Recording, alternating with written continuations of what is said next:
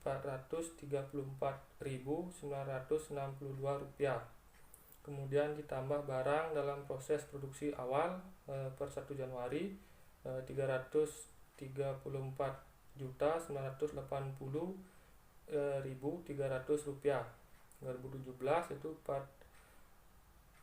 4.255.258.702 Kemudian di total menjadi 34.127.971.524 rupiah. Kemudian 2017 255.960.960.832 rupiah. Kemudian dikurangi barang dalam proses produksi akhir 31 Desember yaitu 2018 305.107.800 rupiah. Kemudian 2017 3.334.980.300 rupiah. Kemudian beban pokok produksi yaitu 2018 33.862.863.724 rupiah.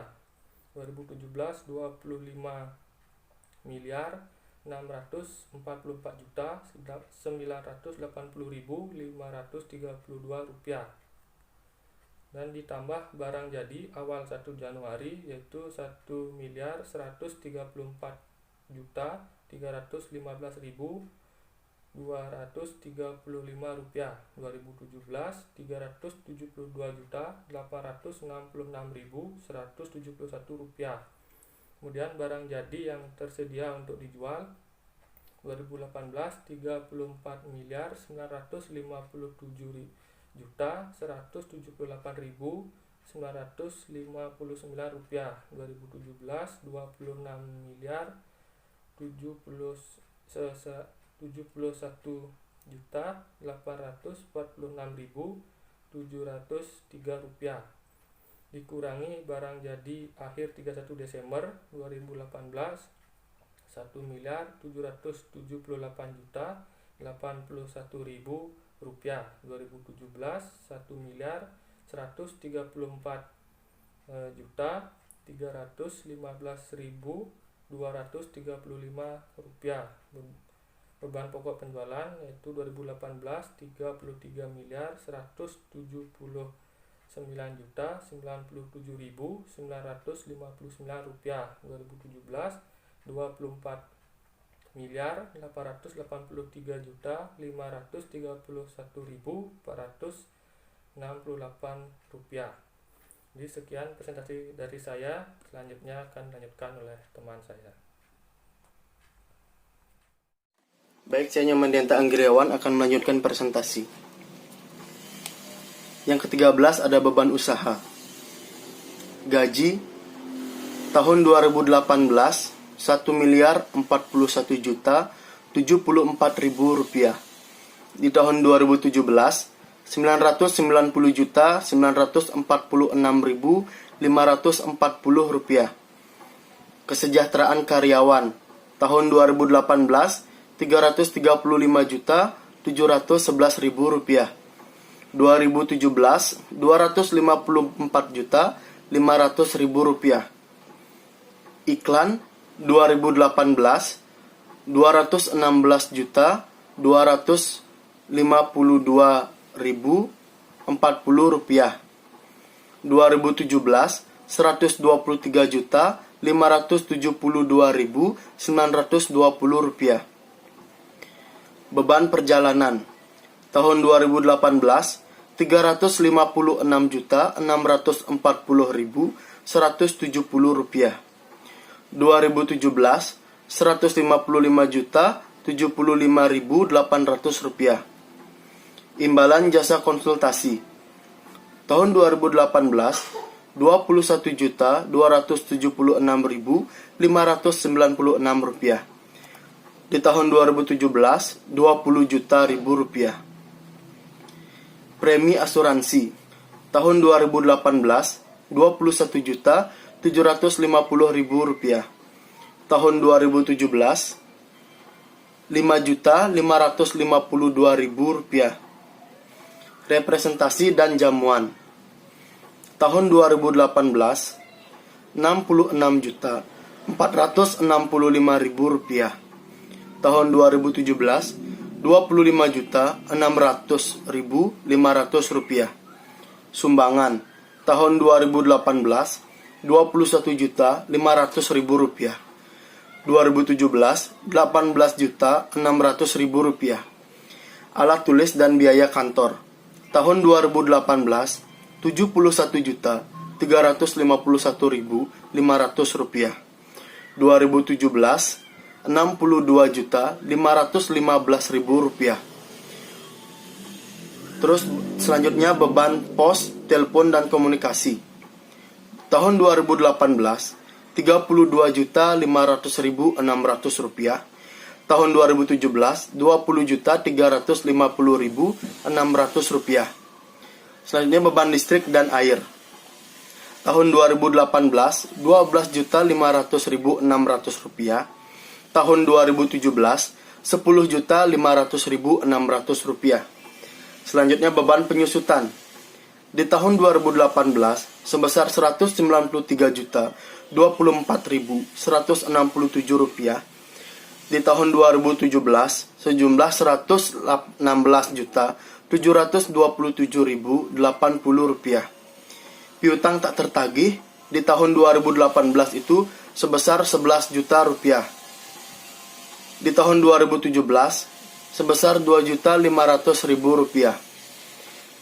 Sewa di tahun 2018 Rp26.833.000. 2017 Rp40 juta. Beban bank di tahun 2018 itu endol, dan di tahun 2017 itu juga endol. Selanjutnya beban lain-lain di tahun 2018 Rp170.507.454. Di tahun 2017 Rp12.511.000. Jumlah beban usaha tahun 2018 sebesar Rp2.589.386.218.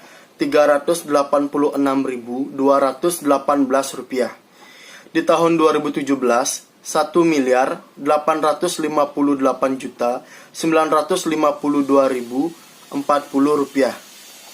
Baik, selanjutnya laporan audit independen. Laporan nomor 007-D/2018 Pemegang saham, Dewan Komisaris, dan Direksi Utama PT Sugus. Kami telah mengaudit neraca atau laporan posisi keuangan PT Sugus tanggal 31 Desember 2018 dan 2017. Laporan laba rugi, laporan perubahan ekuitas, dan laporan arus kas untuk tahun yang berakhir pada tanggal-tanggal tersebut. Laporan keuangan adalah tanggung jawab manajemen perusahaan. Tanggung jawab kami terletak pada pernyataan pendapat atas laporan keuangan berdasarkan audit kami. Kami melaksanakan audit berdasarkan standar auditing yang diterapkan oleh Institut Akuntan Publik Indonesia atau IAPI. Standar tersebut mengharuskan kami merencanakan dan melaksanakan audit agar memperoleh keyakinan yang memadai bahwa laporan keuangan bebas dari salah saji material. Suatu audit meliputi pemeriksaan atas dasar pengujian, bukti-bukti yang mendukung jumlah-jumlah dan pengungkapan dalam laporan keuangan. Audit juga meliputi penilaian atas prinsip akuntansi yang digunakan dan estimasi signifikan yang dibuat oleh manajemen, serta penilaian terhadap penyajian laporan keuangan secara keseluruhan. Kami yakin bahwa audit kami memberikan dasar memadai untuk menyatakan pendapat. Menurut pendapat kami, laporan keuangan yang kami sebut di atas menyajikan secara wajar dalam semua hal yang material. Posisi keuangan PT Sugus tanggal 31 Desember 2017 dan 2018 dan hasil usaha serta arus kas untuk tahun yang berakhir pada tanggal-tanggal tersebut sesuai dengan standar akuntansi keuangan entitas tanpa akuntabilitas publik. Baik, sekian presentasi dari kelompok kami. Kami tutup dengan